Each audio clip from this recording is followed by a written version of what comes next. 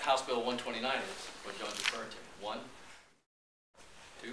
Okay, House Bill 129 is a broadband bill. Some people have asked me, why did you vote for that bill? The reason I vote for the bill is because, as I said during the Catawba Forum, I don't think government has any business getting into competition with the private sector. And this bill will, I also don't believe that people should be told what they can and can't do by the government. And that's kind of a funny juxtaposition to be in with this bill, because from Raleigh, if we say you can't compete with, if we tell a town you can't get into the broadband business, then we've done what we just said we didn't want to do. Government's told you what you can't do. So what this bill does, it's called the level playing field. And it says, we'll go one step deeper. We also don't want to be in a position where we let it go unanswered that certain governments or governments at certain levels are going into business without asking the people if they want to commit to this. And so, what are we going to do? Yeah, so are city and county governments trying to go into the business of broadband? Oh yeah, it's happening. It's happening nationwide, and the Obama administration put a lot of stimulus money behind in getting broadband out to the rural areas. See, there's a difference in mentality between broadband being an asset or an advantage, or let's say an asset, and it being a necessity. And what a lot of people who support government getting into the broadband business are saying is, we've got to have broadband. We've got to have that because it's like the telephone of the future. It's like now we can't attract businesses without that. And they compare it to the electrification of the country back in the 20s and the 30s, where the electric companies would not go out to, it might go into Salisbury, but they wouldn't go out to Woodley because there weren't enough customers out there to justify the cost. And that's what's happening with broadband right now. And so they compare that to electrification of the country back then. But that's where the analogy stops, because electricity is a necessity, and broadband is not. Now, that's where people on the proponents will argue, yes, it's a necessity, you got to have it. Well, not everybody has to have it. Everybody has to have electric. And if you run electric out to the rural areas, out to the farms, everybody's going to sign up for it, and the cost of running that electric out there is going to be recouped very quickly. And that's why we have, but still, even back then, companies would not do it. Power companies were reluctant to do that, and that's why we have electric cities and electric co-ops today, because they did do that. But again, they were profitable.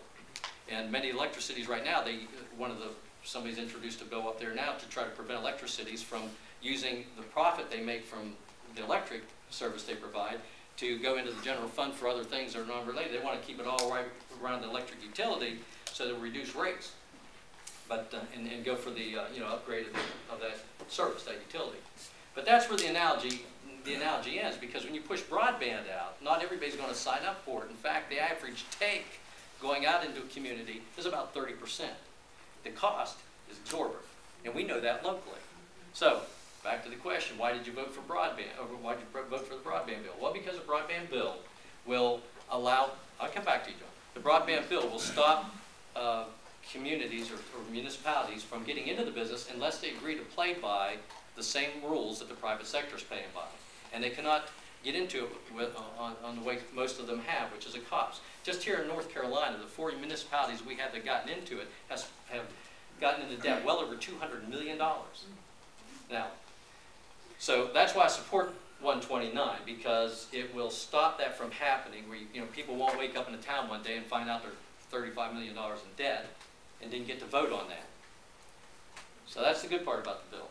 Now, that addresses the issue of government competing with the private sector. But we're not starting out from a clean playing field. We already have 4 municipalities in this state that have gotten into the business, as I said, and they're over $200 million in debt. Harry, can you name those 4? Yes, you have alphabetically, or? No. If you're that good, sure, why not? I'll give it a shot. Yeah, you have Morganton has done it, and you have Mooresville, and Mooresville-Davidson is a hyphenated, it's called the MI connection down there. And then you have Salisbury, and then Wilson. Those 4 communities have done that. And Morganton and Wilson aren't in bad shape. But Mooresville-Davidson is over $100 million. So I think it's $92 million, and there's some other things takes up around $100 million in debt, because they bought the old Adelphia system that was down there. So how do you incorporate that into this new starting point? You know, do you suck them into that bill? They didn't incorporate or charter, they didn't charter illegally.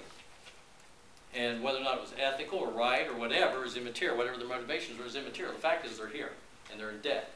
And if they had to comply by the rules that are in place with broadband, the broadband bill, the HB 129, it may push them either further into debt or push them towards indebtedness. And here in our own situation in Salisbury, we're brand new. This is the baby of the broadband communities for North Carolina. They came out the gate in January. They haven't had time to become profitable because, like most businesses, how many of you are in business for yourself or have been? Okay, it's tough, isn't it? So you don't come out the door making profit.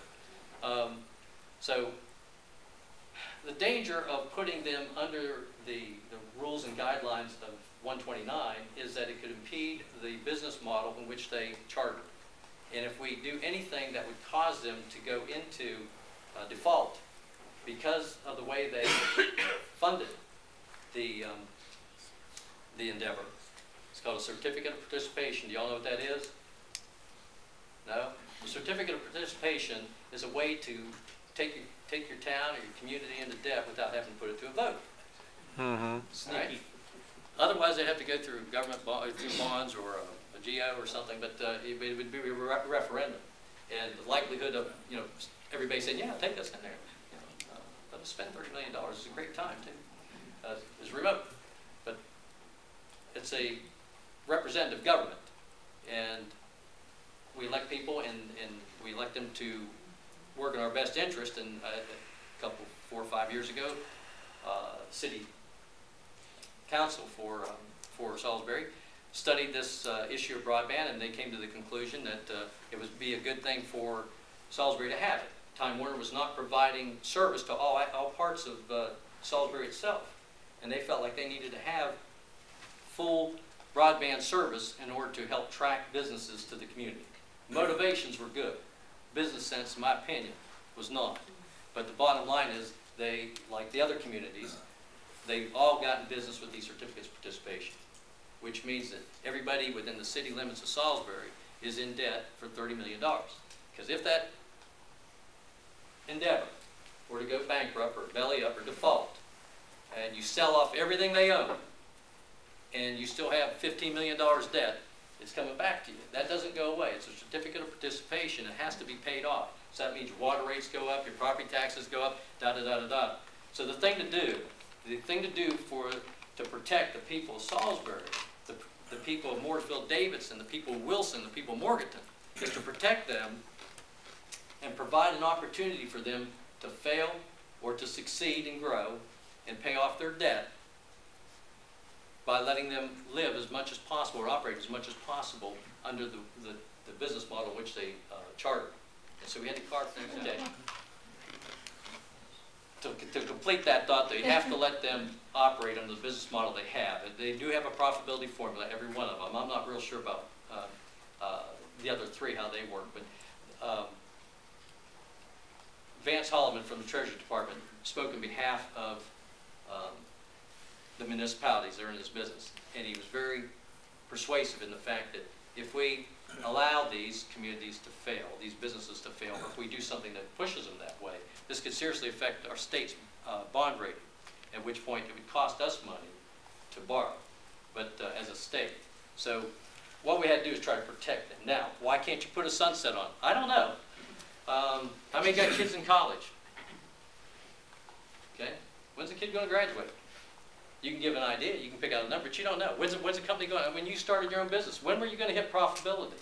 Do you know what's going to happen down the line? You don't know. So, you know, to pick a number, how do you pick a number? I saw an email went out, and someone said, you know, give them 3 to 5 years. Well, what does that mean, 3 to 5 years? That's a pretty big number. Where do we get the number from? Why 3? Why 4? Why 5? Why not 6? Why not 2? Why not 1? You can't pick an arbitrary number. The law has to be uniform. So it's pretty difficult to carve out a time for one and not impose on the other 3 without being discriminatory and end up lawsuits. Yeah, John? That could be easily solved by having the sunset be able to be extended if they have hardship. Simple thing, just put it in the sunset, that if there's hardship, they can come back and reapply for another. What's Well, hardship? you know, you can talk around this 15 ways from Friday. That's my point, John. It's when you get into things like that, where you're trying to set a definite timeline, and then you say, well, we're going to qualify and give you an out, then the out broadens. I have been spending time this afternoon on changing the phraseology of part of a bill from any of the following to any one of the following, because of the nuance in the terminology, to avoid lawsuits from things getting tied up. Jim, you know that kind of stuff. You get tied up because of the trying to be specific and yet still allowing for something. Here's the other point too. Let's say we ask them, when are you going to be profitable? And a company says 6 years. We'll be profitable in 6 years. Okay. In 6 years' time, what do we mean by being profitable? Is that the point where they start writing numbers in the black? Now at that point, what do? Do you want to close it down? Do you want to sell it off? If you sell it off, you're still under a certificate of participation. If you sell all the assets and they're making money, but now they're making money and you sell off all the assets because you've hit sunset, you're still in debt. Your taxes are still going to go, property taxes are still going to go up. Coming under House Bill 129 would not make you sell off the system. It just make you operate in a certain way, right? It'd make you not be able to draw from other people's funds. It'd make you have to go through the process and operate in a private, you know, almost like a private business, but it wouldn't make you sell it off. No, not going forward. The bill going forward, but these people are going to be exempted from the bill, with the exception of going back to where they are right now in their market area. Take Salisbury, for example. Salisbury's market area is going to include Salisbury, Spencer, East Spencer, Rockwell, and Granite Quarry, where they have some equipment down there. That's their market area. Now, the stipulation, if you want to think of it in terms of trying to get them over to 129, the stipulation for them in Mooresville and the other two, Wilson, Morganton, is that as long as they stay within that footprint, that carve-out, they are exempt from the rules of 129. It gives them the opportunity to grow. They all have a market area that they should be able to make their profitability in. And it restricts them from trying to do things crazy like going from, I don't know the other locale, so I'll use ours as an example, going from Salisbury to Mount Olla or out here to Cleveland, where you've been putting a lot of outlay out and not having a chance of making enough money to recoup that.